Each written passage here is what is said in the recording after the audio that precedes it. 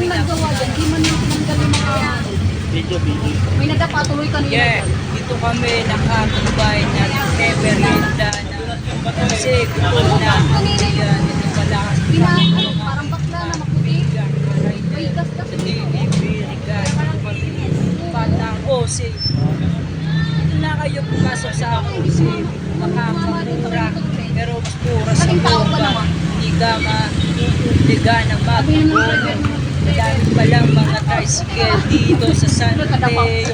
Dapat na malaman nyo na masarap dito tumira.